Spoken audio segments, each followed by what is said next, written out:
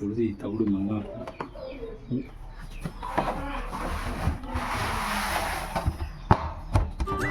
Hi friends, டே 76. இன்றைக்கி என்ன பதிவு என்னென்னு பார்த்தீங்கன்னா தீவன அப்டேட் தான். நம்ம ஆல்ரெடி தோரந்தூசி உளுந்தூசி ரெண்டையும் ஒரு வாட்டி போட்டு நம்ம எக்ஸ்பெரிமெண்ட் பண்ணி பார்த்துட்டோம். இந்த முறை பார்த்தீங்கன்னா தோரங்குருணை வாங்கியிருக்கோம்.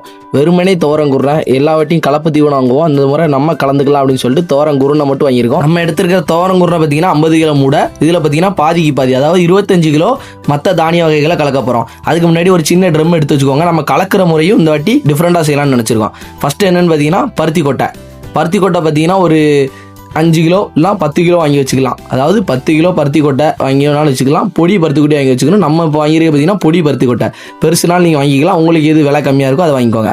அதுக்கப்புறம் பார்த்தீங்கன்னா குச்சி புண்ணாக்கு நம்ம 10 டப்பாக்கு 2 டப்பா, பருத்தி கொட்டையே 2 டப்பா, இதுவும் 2 டப்பா போடலான்னு இருக்கிறோம். அதாவது தோரங்குருணை 10 டப்பானா இது 2 டப்பா. அதுக்கப்புறம் பார்த்தீங்கன்னா சோளம், ரொம்ப முக்கியமானது சோளம். இந்த சோளம் வந்து உடச்சி போடணும். நார்மலாக நம்ம அடர்த்தி உணவு வாங்கினா வெறுமனே உடைக்காமல் கிடைக்கும். நம்ம இதில் பார்த்தீங்கன்னா நல்லா உடச்சி போடுறதுங்கனால செரிமான பிரச்சனை வராது.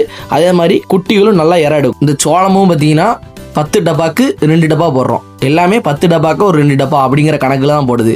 நீ எல்லாத்தையும் போட்டு ஒரு சின்ன ட்ரம்மில் வச்சு மேலோட்டமாக கலக்கி விட்டுருங்க. மேலோட்டமாக கலக்கிட்டு அதே மாதிரி மறுபடியும் ஒரு லேயர், ஃபஸ்ட் லேயர் தோரங்குருணை, அதுக்கப்புறம் பார்த்தீங்கன்னா குச்சி புண்ணாக்கு, அதுக்கப்புறம் பார்த்தீங்கன்னா நம்ம வந்து சோளம் போடுறோம். அதுக்கப்புறம் பார்த்தீங்கன்னா பருத்தி கொட்டை, ரெண்டே மாற்றினாலும் நீங்கள் போட்டுக்கலாம். ஒரு லேயராக போட்டு வச்சுக்கோங்க. ஒரு லேயராக போடுறதுனால கலக்கிறது ஈஸியாக இருக்கும். அதே மாதிரி சின்ன ட்ரம்முங்கனால உங்களுக்கு கலக்கிறதுக்கும் வசதியாக இருக்கும். இது அதுக்கப்புறம் பெரிய ட்ரம்மில் மாற்றிக்கலாம். இப்போதைக்கு நம்ம சின்ன ட்ரம்மில் போட்டு நம்மகிட்ட கரண்டி இருந்தால் கரண்டி, இல்லை கைட்டு கலக்கினாலும் கைட்டு கலக்கலாம். கரண்டி இருந்தால் கரண்டி பெஸ்ட்டாக இருக்கும். இந்த மாதிரி கலக்கிக்கிட்டிங்கன்னா உங்களுக்கு கலக்கிறதுக்கு ஈஸியாக இருக்கும். எல்லாமே நல்லா கலவையாக ஆகும். இன்னும் மற்ற தானிய வகைகளும் நீங்கள் சேர்த்துக்கலாம். இது மட்டும் தான் சேர்க்கணும் அப்படின்னு கட்டாயம்லாம் கிடையாது. இது கூட தவிடு சேர்க்கனாலும் சேர்த்துக்கலாம். அப்புறம் இந்த மாதிரி ட்ரம் எடுக்கும்போது மிச்சம் இருந்த தீவனத்தை தூர கொட்டிடணும். ஏன்னு பார்த்தீங்கன்னா அது கிட்டத்தட்ட 1 மாதம் வச்சிருந்திருப்போம், 20 நாள் வச்சிருந்திருப்போம். நல்லா பார்த்தீங்கன்னா போதும் தெரியும் உங்களுக்கு. பார்த்தீங்கன்னா அதில் பூச்சி இருக்கும். இந்த பூச்சியினால குட்டிகளுக்கு செரிமான பிரச்சனை வரும். உங்கள் தீவனமும் சீக்கிரத்தில் கெட்டி போயிடும். அதனால் இதை தூர கொட்டிட்டு ஃபர்ஸ்ட்ல இருந்து நீங்கள் எல்லாத்தையும் எடுத்து கலந்துக்கணும். இப்போ நம்ம ஒரு லேயராக கலந்தது மூலமாக இது கொஞ்சோண்டு எடுத்துகிட்டு போகிறோம். மொத்தமாக நீங்கள் எடுத்துகிட்டு வரனால ஒரு ட்ரம்மாக எடுத்துகிட்டு வந்தீங்கன்னா உங்களுக்கு ஈஸியாக இருக்கும். எல்லாமே 10 டப்பாக்கு 2 டப்பா. அதாவது இந்த 50 கிலோ தோரங்குருணை 10 டப்பா போடுறோம்னா குச்சி புண்ணாக்கு 2 டப்பா, பிறகு சோளம் 2 டப்பா, பருத்தி கொட்டை 2 டப்பா. மற்றதையும் நீங்கள் கலக்கினாலும் கலந்து கொள்ளலாம். இது வரைக்கும் பார்த்தீங்கன்னா நம்ம 3 கலப்பு தீவனம் கொடுத்துருக்கோம். இது 4வது முறையாக கலக்கிறோம்.